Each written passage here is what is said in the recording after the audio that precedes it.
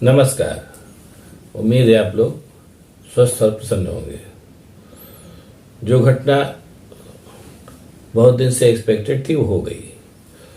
जैसी साजिशी राजनीति भारतीय जनता पार्टी करती है, उस साजिशी राजनीति में ये होना ही था कि राहुल गांधी को मुकदमे में फंसा करके उनका एक्सपेल्शन किया जाए। वो हो गया। ये कोई ऐसी घटना नहीं है जिसपे बहुत आश्चर्य प्रकट किया जाए।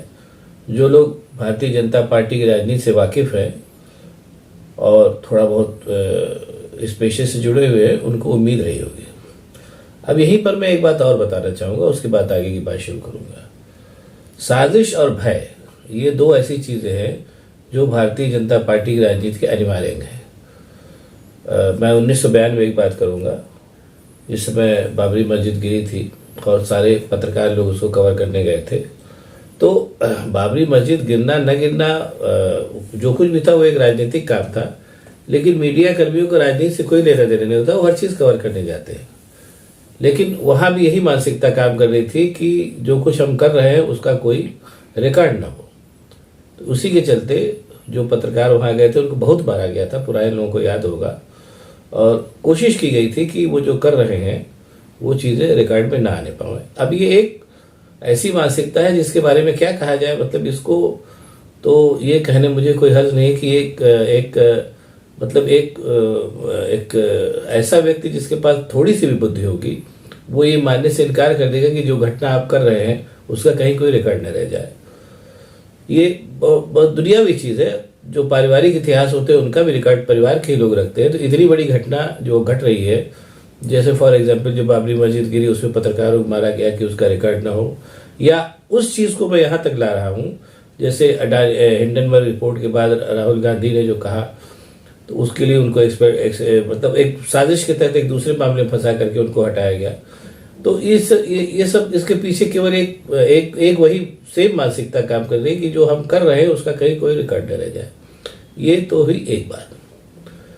तो इसलिए राहुल गांधी एक्सपेल कर दिए गए, उनको लोकसभा से हटा दिया गया। कोई बहुत ऐसी घटना नहीं है जो ऐसी मतलब बहुत ही जिसके होने बहुत आश्चर्य किया जाए। जो लोग, जैसे मैं फिर कह रहा हूँ कि भारतीय जनता पार्टी राजनीति से वाकिफ है, उनके लिए एक ऐसी घटना है जो होना ही था, देर सवेर उसको वो हो गई।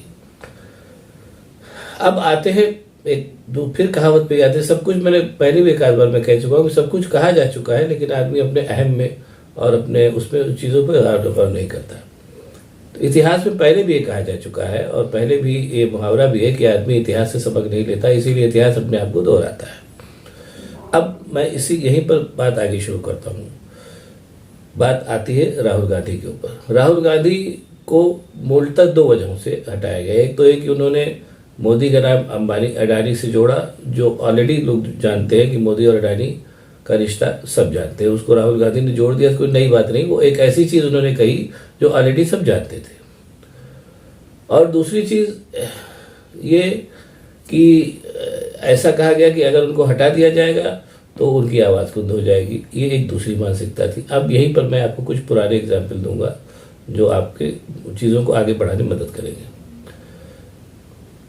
कई चीज़ें ऐसी होती हैं जो समय के हिसाब से बदल जाती है। जैसे अब आजकल सदन की कार्रवाई में से तमाम चीज़ें हटाई जा रही हैं। मैं पहले भी कह चुका हूँ कि अब ज़माना बदल गया है। अभिव्यक्ति के इतने माध्यम सामने आ गए हैं कि वो ज़माना नहीं रह गया जब सदन में से कोई चीज़ हटा करके और थोड़े से अखबार निकलते थे, उनको हमने निर्देश दे दिया कि नहीं छपेगा तो नहीं छपते थे, और कई चीज़ें आदमी नहीं जानता था। अब ज़माना बदल गया है। जैसे मैंने बताया, अभिव्यक्ति के इतने माध्यम आ गए हैं, यूट्यूब से लेकर के और क्या नाम है टेलीविज़न से लेकर तमाम चीज़ें, कि आप किसी चीज़ को छिपा नहीं सकते। आप कुछ बोलेंगे तो तत्काल सब जगह फैल जाएगी। अब इसी समय एक और चीज़ और सुन लीजिए कि किसी भी चीज़ को कहने के लिए किसी भी पद की जरूरत कभी नहीं थी। अगर आप जेन्युइन बात कह रहे हैं तो वो बात आपकी सुनी जाएगी। हाँ, थोड़ा टाइम लगेगा, इसमें कोई शक नहीं है, लेकिन सुनी जाती है। अब मैं बात शुरू करता हूँ, महात्मा गांधी से ही शुरू करता हूँ। मुझे याद है, आप लोग कोई भी चाहे तो वो फिल्म उठा के देख सकते हैं जो गांधी जी पे बनी है, रिचर्ड एटनबरो ने बनाई थी, बहुत बढ़िया फिल्म है। तो वो 1915 में जब गांधी जी दक्षिण अफ्रीका से लौटे, उन्होंने पहला भाषण दिया यहाँ हिंदुस्तान में, तो लोग उनके भाषण को सुन के जाने लगे, क्योंकि गांधी जी इस लायक नहीं थे कि उनको हिंदुस्तान में बहुत उस समय रिकग्निशन उनका नहीं था। दक्षिण अफ्रीका में उन्होंने भले झंडे गाड़ रखे हों, लेकिन हिंदुस्तान में उनकी कोई हैसियत नहीं। लेकिन वही ऐसे गांधी जी थे जिन्होंने कि बिना किसी उसके पद के और बिना किसी उसके जो हिंदुस्तान को दुनिया के सबसे बड़े साम्राज्यवादी देश के चंगुल से आज़ाद करा लिया। यानी मेरा कहने मतलब है कि किसी भी चीज़ को कहने के लिए और लोग उसकी बात सुने, उसके लिए किसी पद की कोई जरूरत नहीं है। अब बात आते हैं हालिया इतिहास पर। जयप्रकाश नारायण जब इंदिरा गांधी के खिलाफ उठे वहां से, तो उनके पास कोई पद नहीं था, वो एक तरीके से रिटायर्ड लाइफ बिता रहे थे, और इंदिरा गांधी ने उनको वही सत्ता पद में गिरफ्तार कर लिया। उसके बाद का इतिहास जग जाहिर, सब जानते हैं। इंदिरा गांधी ऐसी शख्सियत को सत्ता से हाथ धोना पड़ा जिसके सामने मोदी जी पास पासंग नहीं है। ये एक और बात हुई। तो इसलिए ये कहना कि आप किसी व्यक्ति को किसी पद से हटा देंगे तो उसकी बात नहीं सुनी जाएगी।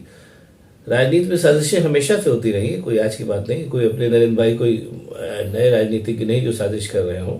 राजनीति में साजिश का एक अहम हिस्सा होता है। साजिश होती ही होती है, और लेकिन कुछ राजनीतिज्ञ ऐसे होते हैं जिनकी साजिश, जिनकी राजनीति का अहम हिस्सा होती है, उनका भी अपना एक तरीका होता है काम करने का। बहरहाल अब बात आती है दूसरा चैप्टर जो मैं बता रहा हूं कि इस तरीके से अपनी जिस सोच के तहत नरेंद्र भाई ने काम किया, मुझे नहीं पता, क्योंकि वो बहुत भाई प्रधानमंत्री हैं तो बहुत ऊंची सोच होगी, ऐसा माना जाना चाहिए। हालांकि वो नारी से क्या चाय बनवा करके वो मतलब उनकी क्या मानसिकता है ये बता ही चुके, लेकिन बहरहाल प्रधानमंत्री तो है ही आज की तारीख में। तो अब इसमें जो उन्होंने एक भय की राजनीति, भय और साजिश, जैसे मैंने पहले भी बताया कि भय और साजिश की राजनीति के तहत जो दिखाई देता है, मैं ये नहीं कहता कि कुछ और भी चीजें होंगी जो दिखाई नहीं देती, बहरहाल जो दिखाई देता है, तो उसके तहत उन्होंने राहुल गांधी को हटाया। राहुल गांधी को हटाने का जो इमीडिएट इफेक्ट हुआ वो ये हुआ कि सारा विपक्ष लामबंद होने लगा। यानी एक ऐसा व्यक्ति जो अभी मुश्किल तमाम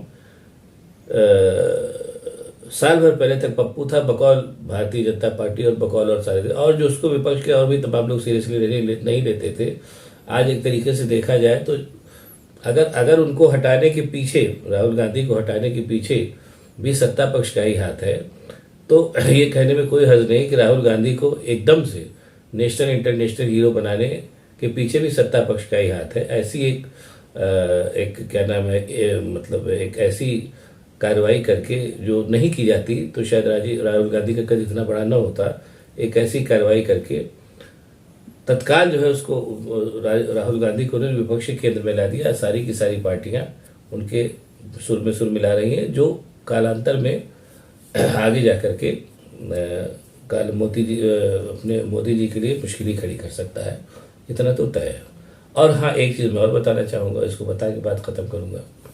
इस पूरे उसमें मतलब कहीं ना कहीं जो नीतीश कुमार है, उनकी जो जातिगत जनगणना का जो भय है, वो भी अपने नरेंद्र भाई एंड कंपनी को सता रहा है। इसीलिए एक फैक्टर मुझे लगता है दूर की कौड़ी निकाल के लाए हैं अपने नड्डा साहब कि उन्होंने एक तरीके से पूरे ओबीसी का राहुल गांधी ने अपमान किया है। अब मतलब अब इस तर्क पे क्या कहा जाए, मेरे को समझ में नहीं आ रहा है। हाँ, इतना जरूर समझ में आ रहा है कि कहीं ना कहीं उस जातिगत जनगणना से जो परिणाम सामने आने वाले हैं, उस परिणाम की अभी से पेशबंदी होने लगी है कि ओबीसी का तो अपमान राहुल गांधी पहले से ही कर चुके थे इस पूरे मामले में।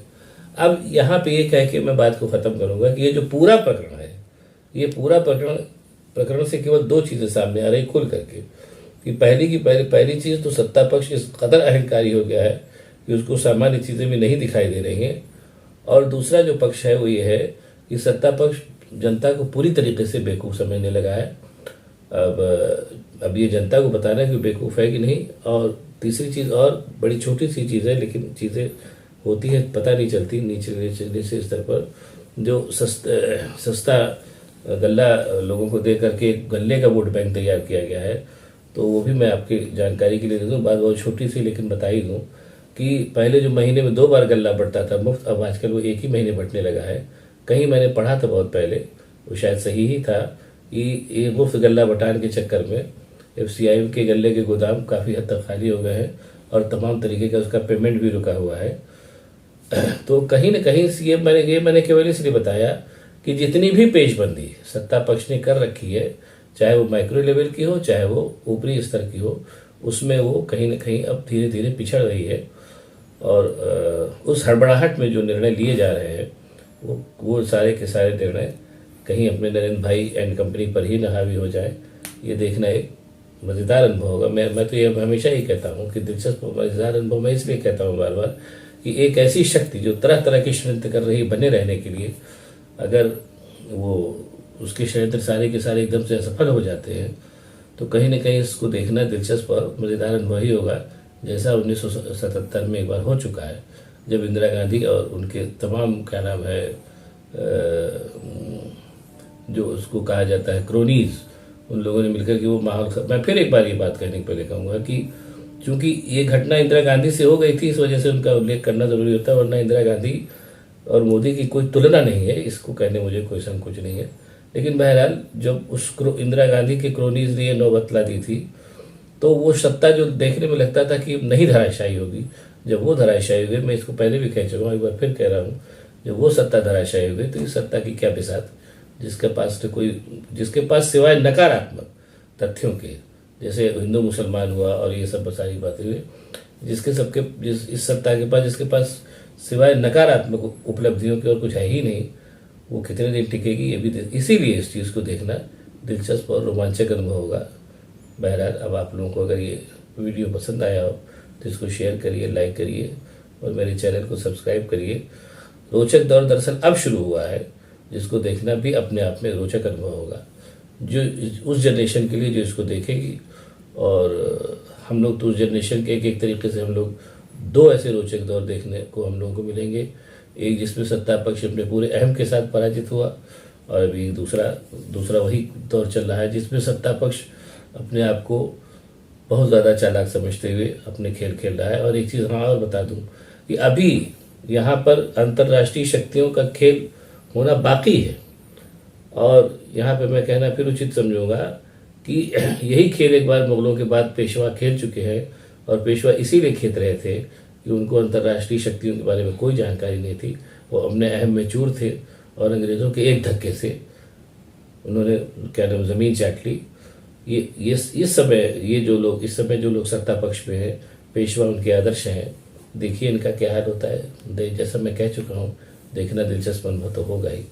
बहुत बहुत धन्यवाद, नमस्कार।